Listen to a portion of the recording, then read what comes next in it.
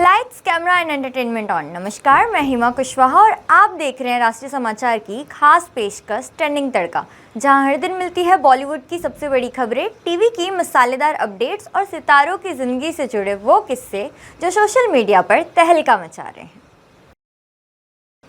The Kerala story 2 का trailer release, धर्म परिवर्तन की कहानी फिर करेगी झंझोड़ने का दावा। दिग्गज लेखक सलीम खान अस्पताल में भर्ती, सलमान खान पहुंचे लीलावती हॉस्पिटल। तुम्बाड़ 2 में नए विलन की एंट्री, अक्षय खन्ना और नवाजुद्दीन के नाम की चर्चा। 80 की प्रमोशन के लिए पटना पहुंची तापसी पन्नू, बोली लड़कियां खुद को प्राथमिकता बनाएं। सचिन तेंदुलकर के घर में बजेगी शादी की शहनाई, बेटे अर्जुन की शादी की खबरें तेज। साल 2023 में रिलीज हुई film the Kerala story blockbuster रही है। अब फिल्म के मेकर्स ने इसका सीक्वल लाने का डिसीजन कर लिया है, द केरला स्टोरी 2। निर्माताओं ने आज इसका ट्रेलर रिलीज किया है, जिसे देखकर किसी के भी रोंगटे खड़े हो जाएंगे। फिल्म का सीक्वल पार्ट पहले से ज़्यादा खतरनाक और हैरान करने वाला है, जिसकी कहानी धर्म परिवर्तन पर है।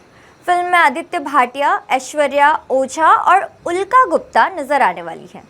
ट्रेलर की शुरुआत एक हैरान करने वाली वार्निंग से होती है, जिसमें कहा जाता है कि अगले 25 साल भारत एक इस्लामिक स्टेट। हिंदी सिनेमा के दिग्गज पटकथा लेखक सलीम खान को लेकर के एक परेशान करने वाली खबर सामने आई है। 90 वर्षीय सलीम खान को मुंबई के लीलावती अस्पताल में भर्ती कराया गया है। इस खबर के बाद से ही उनके प्रशंसक और फिल्म जगत के लोग उनके बेहतर स्वास्थ्य की दुआएं कर रहे हैं। जैसे ही सलीम खान के अस्पताल में भर्ती होने की खबर आई, उनके बेटे और सुपरस्टार सलमान खान तुरंत लीलावती अस्पताल पहुंचे। आज सुबह उन्हें अस्पताल परिसर के बाहर निकलते हुए देखा। सलमान खान ने काले रंग की टी-शर्ट और टोपी पहनी हुई थी और उनके साथ भारी सुरक्षा बल मौजूद था। उन्होंने मीडिया से अभी तक कोई बात नहीं की है और सीधे अपनी गाड़ी की ओर रुख कर लिया। सलीम खान को अस्पताल में क्यों भर्ती कराया गया है, इस बारे में अब तक खान परिवार या अस्पताल की ओर से कोई आपराधिक बयान नहीं आया है। उनकी बीमारी या स्वास्थ्य संबंधी समस्या के बारे में जानकारी का भी इंतजार है। हालांकि उनकी उम्र को देखते हुए फैंस सोशल मीडिया पर काफ़ी चिंता जता रहे हैं। सलीम खान न केवल एक लेखक बल्कि बॉलीवुड की एक संस्था है। उन्होंने जावेद अख्तर के साथ मिलकर सलीम जावेद की वो प्रतिष्ठित जोड़ी बनाई है, जिन्होंने हिंदी सिनेमा को शोले, दीवार, जंजीर और डॉन जैसी फिल्में दी हैं। उन्होंने ही पर्दे पर एंग्री यंग मैन के किरदार को जन्म दिया, जिन्होंने अमिताभ बच्चन को सुपरहिट बनाया। बॉलीवुड में सलीम खान का योगदान सिर्फ कहानियों तक सीमित नहीं है। उन्होंने फिल्म इंडस्ट्री में पटकथा लेखकों के महत्व और उनकी प्रतिष्ठाओं को भी बढ़ाया है।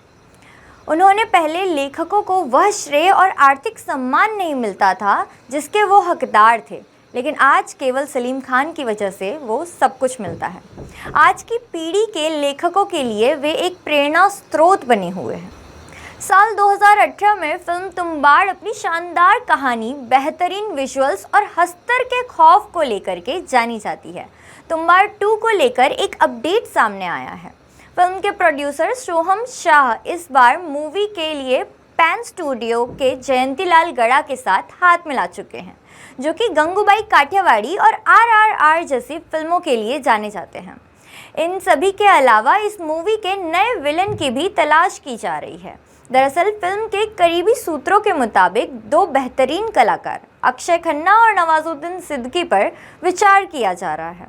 फिल्म के सीक्वल पार्ट को लेकर मेकर्स का उद्देश्य सिर्फ फिल्म में डरावना विलन दिखाना नहीं, बल्कि एक ऐसा लेयर्ड किरदार लाना है जो कि गहराई से काम करे और काम को समझे। अक्षय खन्ना शानदार एक्टर है और नवाजुद्दीन सिद्दीकी डार्क रोल बखूबी निभाते हैं।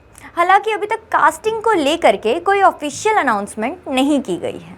बॉलीवुड की बेबाक अभिनेत्री तापसी पन्नू अपनी आगामी फिल्म 80 के प्रमोशन के सिलसिले में सोमवार को पटना पहुंची।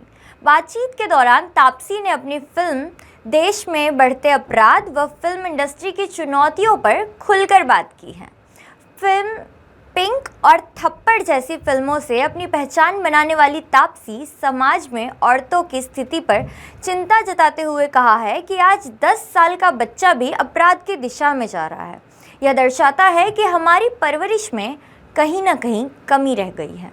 उन्होंने कहा कि लड़कियां खुद को प्राथमिकता बनाएं क्योंकि कोई और उन्हें आगे बढ़ाने नहीं आएगा।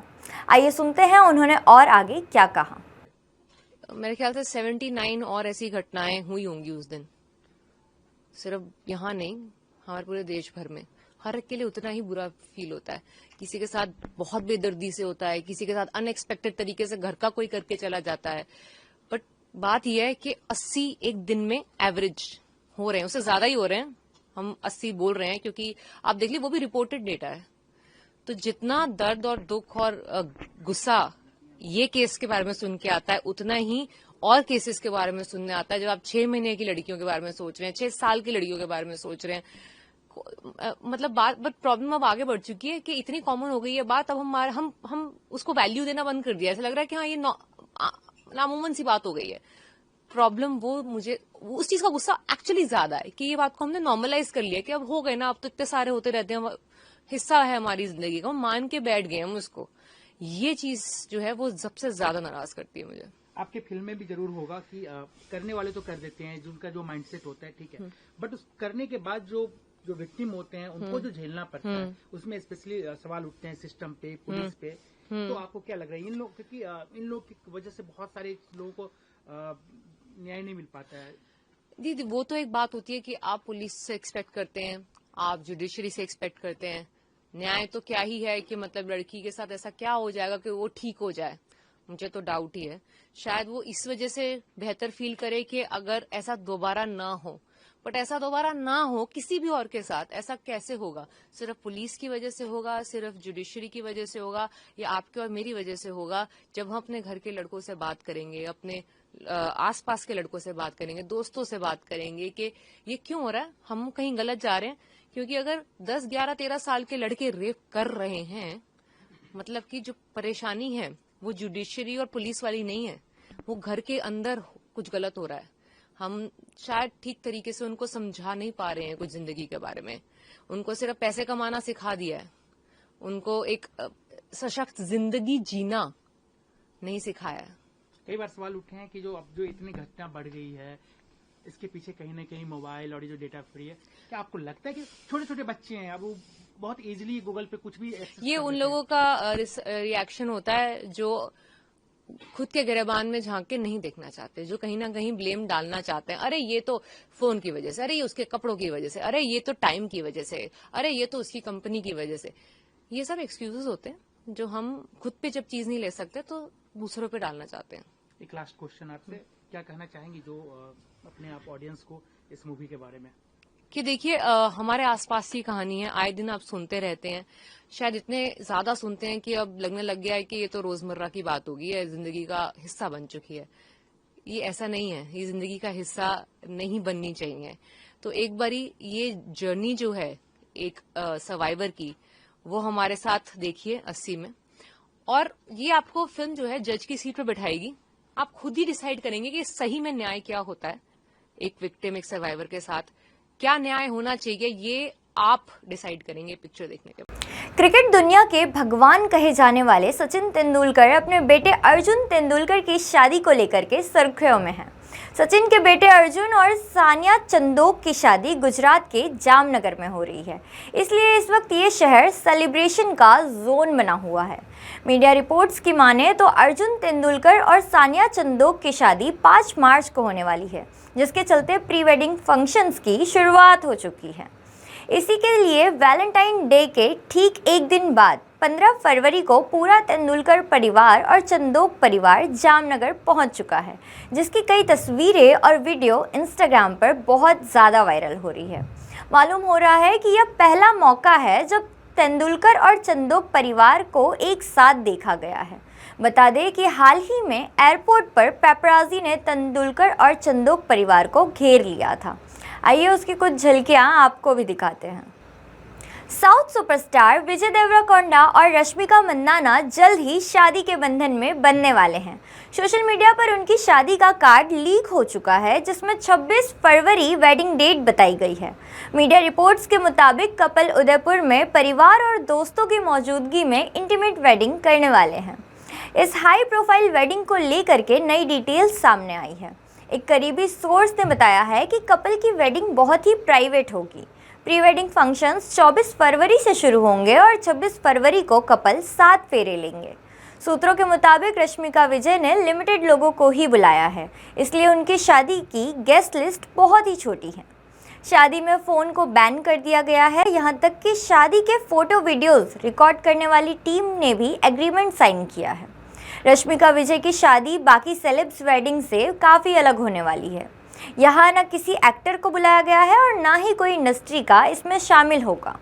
सिर्फ परिवार के लोग और करीबी दोस्त ही हिस्सा लेने वाले हैं। कपल की शादी से जुड़े प्री वेडिंग रस्में हो चुकी है।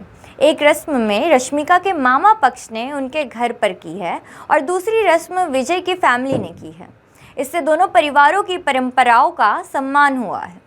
रश्मिका विजय ने अपने दोनों दोस्तों के हाथों से लिखा हुआ नोट लिखकर गिफ्ट न लेने की बात कही है, सिर्फ आशीर्वाद देने को कहा है।